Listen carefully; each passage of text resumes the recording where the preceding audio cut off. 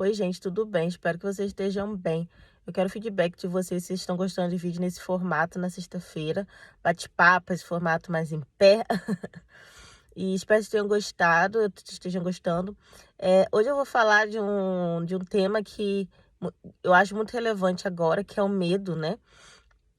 Ano passado, quando começou essa história toda, foi colocado na gente um medo de forma impressionante. E eu senti esse medo também. O medo do invisível, o medo de perder o controle, o medo de muitas coisas, né? Eu senti muito medo no dia que avisaram que ia ter aqui o lockdown primeiro. E aí eu fui no mercado e as prateleiras estavam vazias, assim, isso me encheu de medo. E a gente ficou naquela coisa. E aí foi passando o tempo, nós fomos tendo mais informações e tal. E aí eu fui tentando entender esse medo e para mim acho que a virada maior foi quando meu pai morreu, porque aí eu vi que a gente não tem controle sobre nada, né? Assim, um dia a gente tá aqui, pode ser que amanhã não esteja, naquele próximo minuto a gente não esteja. E aí eu fui novamente tentar lidar, entender com esse medo. Eu vi até um vídeo de uma blogueira que eu gosto muito aqui, que ela estava fazendo uma viagem, ela passou praticamente a quarentena inteira no Brasil, trancada, assim, pouquíssimas pessoas, ninguém viu ela grávida, ninguém viu o filho dela nascer e tal. E aí ela se vacinou e aí ela começou a viajar, fez a primeira viagem, e aí ela via as pessoas sem máscara na rua. Se perguntava, gente, esse pessoal não tem medo? Sabe, essa frase dela para mim foi muito marcante. E aí, como é que você lida com o medo? Acho que a fonte do medo é você ter muito apego ao que você está vendo. Eu acho que o maior problema do medo é o apego.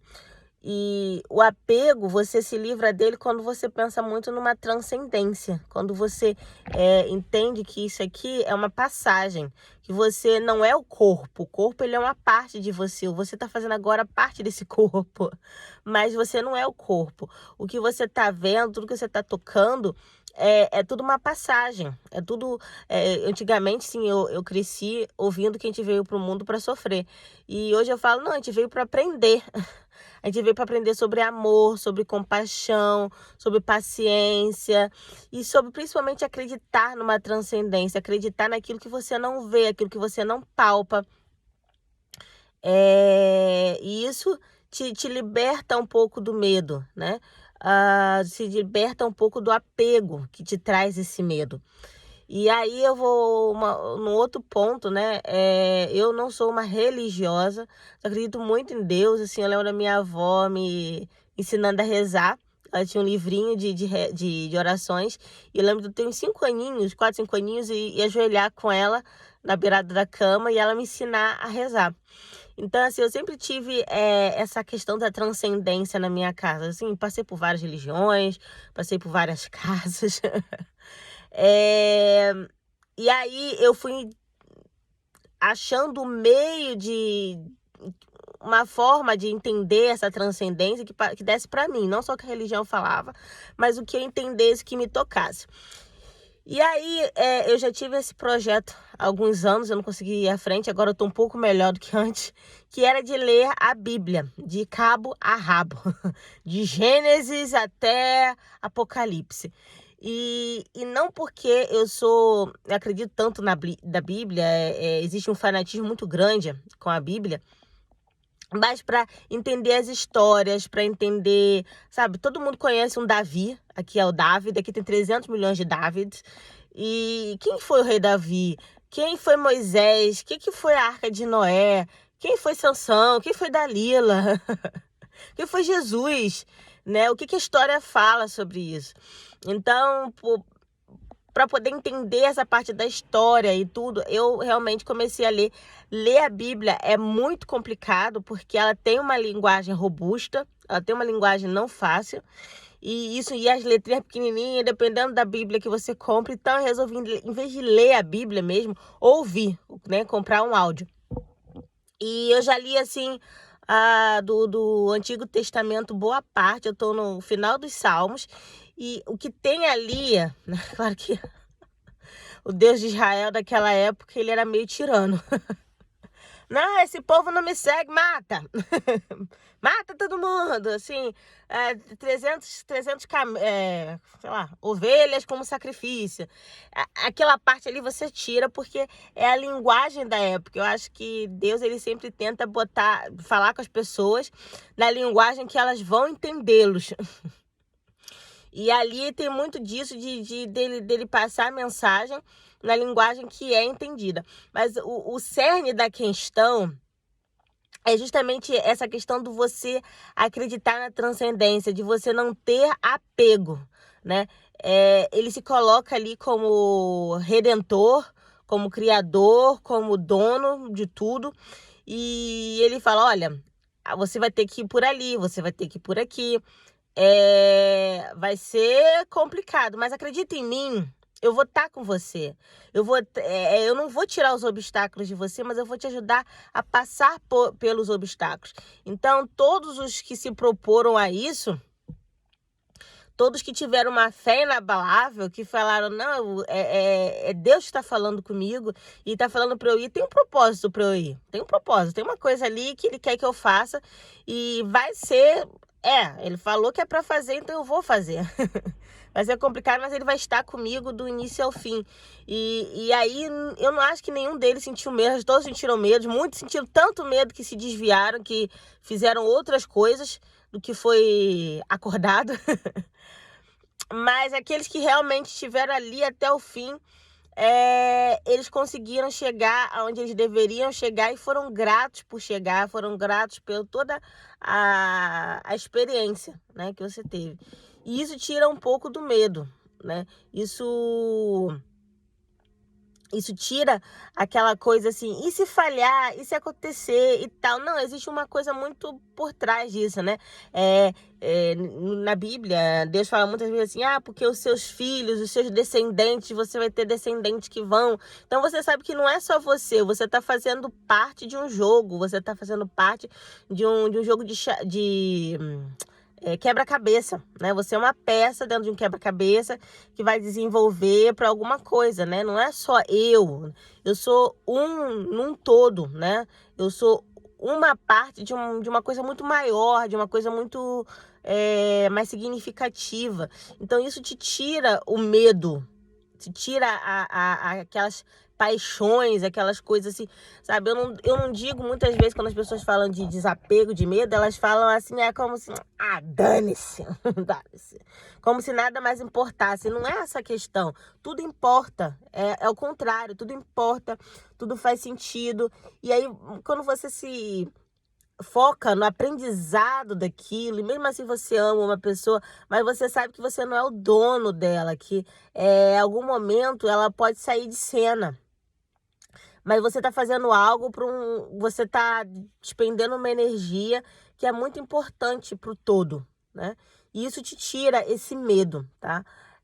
Como eu falei para vocês, quando meu pai faleceu, foi para mim assim, assim, eu já tive uma experiência com a minha avó faleceu que realmente foi a visão de mãe, de amor, de carinho para mim. Mas naquela época eu tinha 17 anos, eu não entendia eu não entendi essa questão eu só via a finitude, né? E quando o pai faleceu agora, né, mais madura, então eu senti, não, assim, é tudo uma passagem, é tudo um aprendizado. Eu tenho que curtir, eu tenho que aproveitar, eu tenho que fazer o que eu acho que eu tenho que fazer, que eu sinto que eu tenho que fazer, de uma forma consciente, mas eu não sou isso aqui, eu não sou essa pele. Eu sou mais do que isso, eu tô fazendo mais do que isso. Então, todos isso que a gente está vendo agora, que estão tirando aquilo que Deus deu para todo mundo, que é chamado livre-arbítrio e tal, para mim, eu estou resistindo, mas eu sei que se em algum momento eu precisar ceder ao que está aí querendo me forçar, eu sei também que isso que vai penetrar em mim, vai penetrar num corpo, mas não vai penetrar na minha alma, no meu espírito, sabe? Por isso que eu falo muitas vezes que eu não condeno quem tomou o remedinho do momento, quem cedeu a pressão, porque primeiro eu sei que essas pessoas têm muito medo, muito medo. Elas não acreditam na transcendência, não acreditam em Deus, não acreditam no universo. E segundo, que elas estão muito apegadas, apegadas ao corpo, sabe? Mas existem pessoas que tomaram também, que falaram comigo e que me escreveram e falaram, não, eu pedi a Deus a proteção e tomei, porque no final das contas é só um corpo. É só uma parte da minha experiência, né? Então, gente, é o que eu queria falar pra vocês. Como eu falei pra vocês, essa questão de ler a Bíblia pra mim é para entender as histórias de fé. São muitas histórias de fé, são muitas histórias lindas. Claro, você tem que, assim, pincelar, você tem que interpretar, né?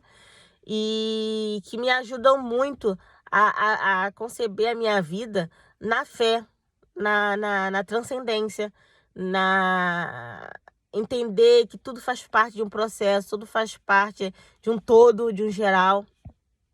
E isso me tira o medo. Não vou dizer que eu tô sempre 100% sem medo.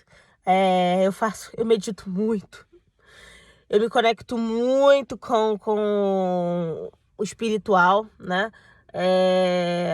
Assim, em forma de agradecimento por toda a proteção até agora.